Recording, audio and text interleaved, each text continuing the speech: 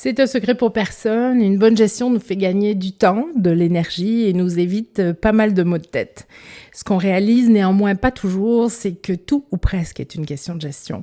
Qu'on gère son temps, son organisation personnelle ou familiale, son organisation professionnelle, ses relations avec les autres, son conjoint, ses enfants, sa gestion de son argent ou encore de son poids. C'est la manière dont on gère et dont on va gérer quelque chose qui va soit nous rendre la vie plus facile, soit nous la rendre pas mal plus compliquée.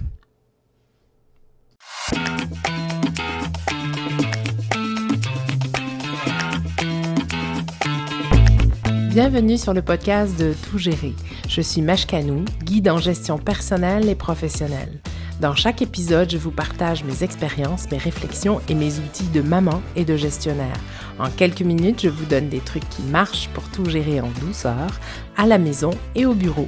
Allez, prépa prêt, on y va!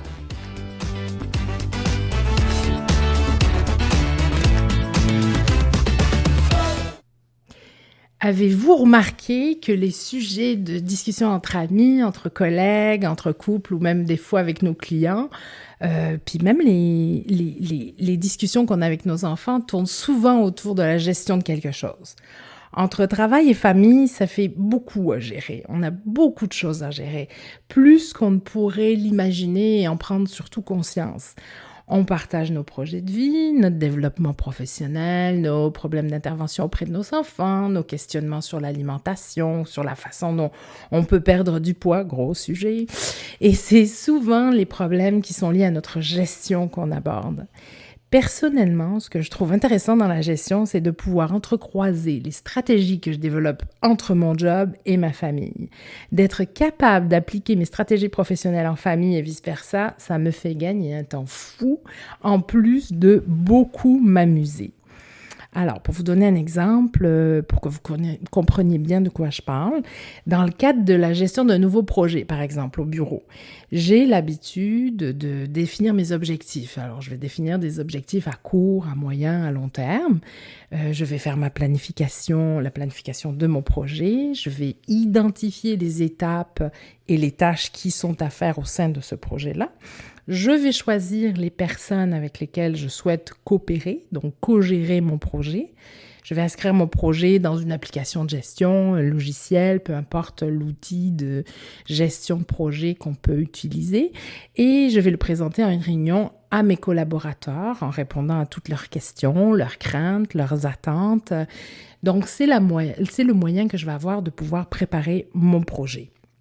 Est-ce que je pourrais être capable, et c'est la question que je me suis posée, est-ce que je pourrais être capable de reproduire, par exemple, cette stratégie, cette méthode de gestion de projet professionnel dans ma famille? Alors, j'ai essayé et ça a fonctionné. Je souhaitais, comme bien des parents, j'imagine, impliquer toute ma famille dans l'organisation des tâches de la maison. Alors, je suis sûre qu'il y en a certaines qui vont comprendre tout de suite de quoi je veux parler, qu'il n'y a pas forcément une égalité, une équité dans les tâches de la maison. Donc, qui fait quoi? Il y en a toujours qui en fait un peu plus. C'est toujours le même qui fait la cuisine, fait les courses, etc., etc. Donc, mon premier objectif dans ce projet, puisque c'est comme ça qu'on va l'appeler, même si c'est un projet familial, c'est un projet en soi, ça serait de répartir les tâches de la maison et ainsi retrouver une certaine équité dans la famille. Ça, c'est mon premier objectif. Mon deuxième objectif, ça serait d'économiser de l'argent sur, par exemple, une femme de ménage qui viendrait faire le ménage de la maison. Si tout le monde s'impliquait, on n'aurait plus besoin d'une femme de ménage pour pouvoir s'offrir plein de choses, des sorties au restaurant, des fins de semaine ou des vacances de rêve, peu importe, mais pour pouvoir d'abord s'impliquer dans la maison et ensuite de ça, avoir des gains qui puissent profiter à toute la famille. Parce que si tout le monde s'y met, c'est sûr qu'il faut que tout le monde y gagne aussi.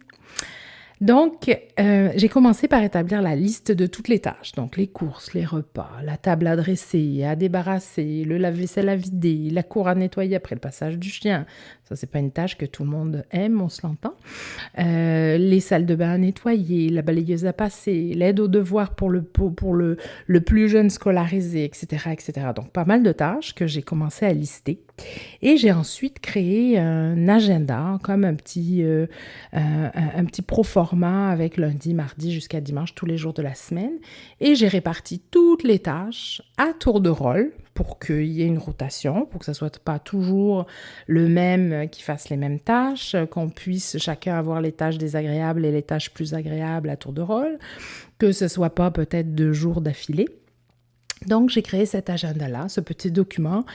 Et lorsque mon projet a été prêt, lorsque j'ai dit, lundi, c'est telle personne qui fera la vaisselle, telle personne qui débarrassera la table, telle personne qui ira faire les courses, qui s'occupera du repas, etc., j'ai convoqué toute ma famille autour d'un petit conseil de famille et je leur ai présenté mon projet. Alors, je peux pas vous dire que mon projet, dans un premier temps, a fait l'unanimité. C'est sûr que ça plaît à personne de savoir que lundi, mercredi, vendredi, il va absolument falloir aller ramasser les choses dans la cour, etc., etc. Donc, c'est sûr que dans un premier temps, ça peut faire l'unanimité. Mais j'avoue qu'avoir mis de l'avant les objectifs, qui étaient les objectifs d'avoir plus de sorties au restaurant ou de fin de semaine en camping ou de vacances un petit peu plus loin ou un petit peu plus longue, j'avoue que ça a mis tout le monde de bonne humeur, puis ça a fini par séduire parce que au-delà des tâches qu'on allait avoir dans la famille, on voyait un petit peu que il y avait une belle issue à ça et surtout qu'on allait travailler ensemble. Donc, je peux vouloir dire que mon projet de famille, de gestion de projet en famille a fonctionné de la même manière qu'il a fonctionné au travail. Alors, c'est sûr qu'on n'a pas les mêmes relations au travail, on n'a pas le même impact, on n'a pas les mêmes interventions, on se connaît moins. J'ai pas d'amour inconditionnel au travail alors que j'en ai en famille. Donc, c'est pas dans la manière de l'aborder, mais dans le fond, c'est la même chose. Dans l'organisation, dans les outils qu'on a utilisés, c'est la même chose. Il faut être très clair dans nos communications autour de projets, mais ça, c'est quelque chose qu'on pourra voir dans un autre épisode. Mais ça fonctionne. Donc, c'est ainsi que je peux me dire que la gestion qu'on applique à la maison, on peut facilement la rapporter au travail et vice-versa. Au travail, on peut rapporter cette gestion-là à la maison et même si on la gère de manière un petit peu différente, dans le fond, c'est la même. Puis souvent, je reçois des réflexions de mon entourage qui me dit « Écoute, je sais pas comment tu fais, t'es tellement organisée ». Ou encore, il y en a d'autres qui vont me dire moi aussi, j'aimerais faire ça, mais j'ai malheureusement pas ton organisation. Ou encore, écoute, je sais pas comment tu fais, moi avec 2 enfants, j'y arrive déjà pas, alors imagine avec 4. Puis la plupart du temps, ce que je leur réponds, c'est, tu sais, c'est juste une question d'organisation. C'est juste une question de gestion. Puis la gestion, ça passe d'abord par la perception, de savoir pourquoi on peut faire les choses de manière organisée en famille ou pourquoi on n'arrive pas à les faire. Est-ce que c'est une question de collaboration? Est-ce que c'est une question de perception, d'organisation? Donc en fait, c'est de se poser les bonnes questions pour savoir pourquoi ça fonctionne pas déjà ou pour savoir qu'est-ce qu'on veut vraiment. Qu'est-ce qu'on veut vraiment arriver à faire dans notre gestion, que ce soit familiale ou professionnelle ou personnelle d'ailleurs, hein, c'est qu'est-ce que je veux dans la vie, où est-ce que je veux aller, parce que c'est cette question qui va faire que après ça, c'est que de la technicalité, que de s'organiser. Mais au départ, il faut savoir ce qu'on veut, il faut clarifier, comme dans une gestion de projet, comme les gestions des 2 projets dont j'ai parlé tout à l'heure, que ce soit au travail ou à la maison, on va organiser notre tête, on va se poser les bonnes questions pour savoir ce qu'on veut, puis une fois qu'on a clarifié ça, une fois que c'est très clair, où est-ce qu'on veut aller, et là, on va pouvoir y aller étape par étape. Donc, tout s'apprend, la gestion, ça s'apprend. On commence par se poser les bonnes questions, comme je viens de le dire. On fait un pas après l'autre, une perception, une étape après l'autre, et on va pouvoir gérer. Personnellement, j'aime essayer de nouvelles façons de gérer. J'aime décortiquer les interventions que je vais faire. Je dis pas que tous mes projets ont fonctionné. Je dis pas que toutes mes idées que j'ai essayé de mettre en place ont fonctionné. Ce que je dis, c'est qu'à chaque fois que j'ai essayé quelque chose, j'ai décortiqué pour savoir pourquoi ça fonctionnait, pourquoi ça fonctionnait pas. Puis je suis revenue à la charge. Et puis, je suis quelqu'un de résilient, puis j'ai envie que ça marche. Donc, à un moment donné, on trouve des solutions et on finit toujours par trouver des solutions sans s'essouffler à petits pas. Et si on ne perd pas notre objectif, on va facilement pouvoir l'atteindre sans problème. Le manque de gestion, ça peut avoir tout plein de bonnes explications. Par exemple, on entend souvent « Écoute, moi, j'ai pas le temps. J'ai vraiment pas le temps de m'organiser. » Ou alors « Moi, j'ai trop d'enfants. Chacun a des demandes. Je cours partout et puis je vois pas comment je pourrais mieux m'organiser. Ça me prendrait une deuxième maman, un troisième papa, etc., etc. » Donc, il y a toujours des bonnes raisons.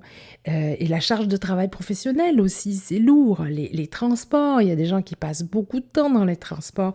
Bref, tout est fait dans la vie pour nous mettre des bâtons dans les roues, pour moins bien gérer.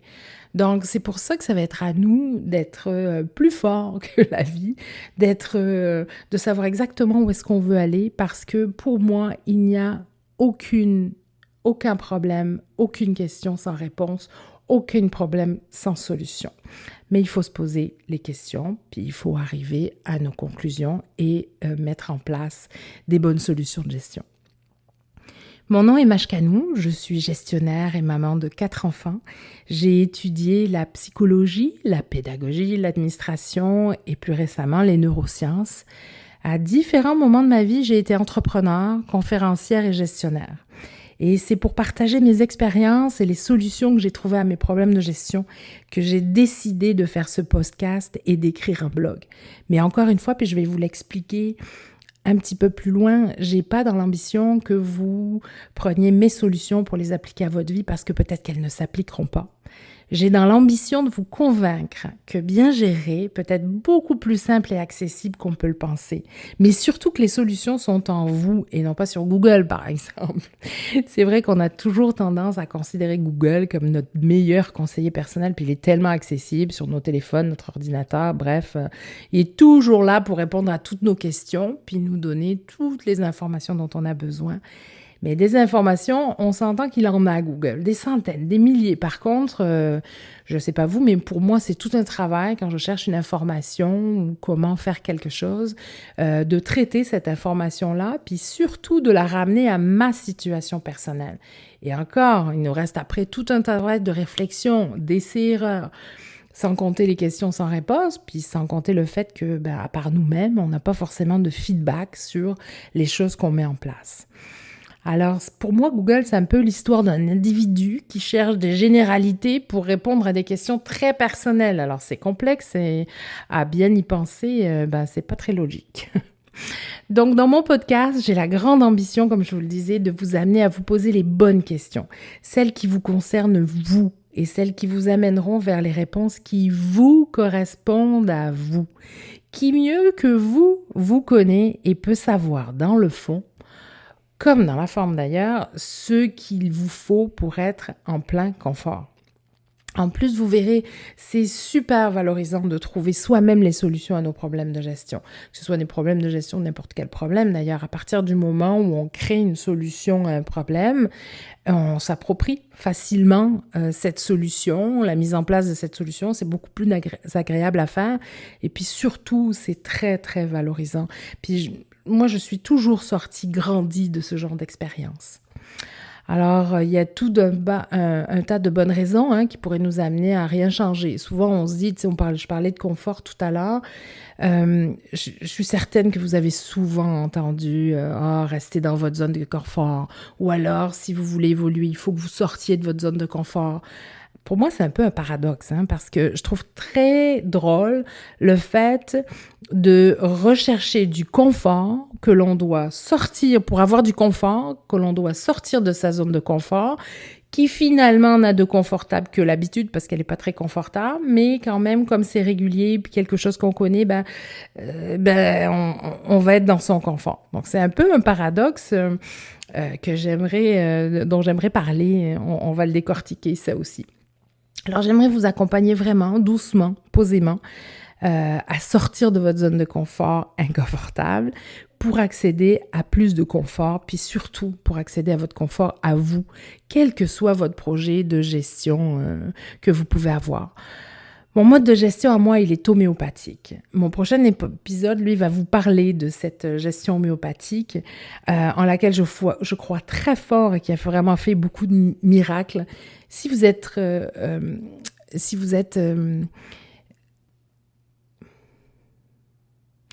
familier avec l'homéopathie, vous saurez que l'homéopathie est une méthode, ça peut être de la prévention ou ça peut être de la prescription. C'est une thérapie que l'on utilise à très très petite dose, de manière diluée. Les petites doses, on appelle ça des granules, mais surtout on y va très doucement, mais très sûrement. Et c'est pour ça que j'appelle mon mode de gestion homéopathique, mais je vous expliquerai ça en long, en large et en travers. Alors, si vous entendez ces derniers mots, c'est que j'ai réussi à capter votre attention pendant quelques minutes au moins, et j'en suis vraiment heureuse, car cela voudra peut-être dire que tout gérer mon podcast est pour vous. Vous qui courez entre le travail, la vie personnelle, sans avoir le temps de prendre le recul nécessaire pour se demander si on est à la bonne place ou s'il n'y a pas un autre moyen de faire ce qu'on fait. Vous qui avez peut-être à gérer un projet,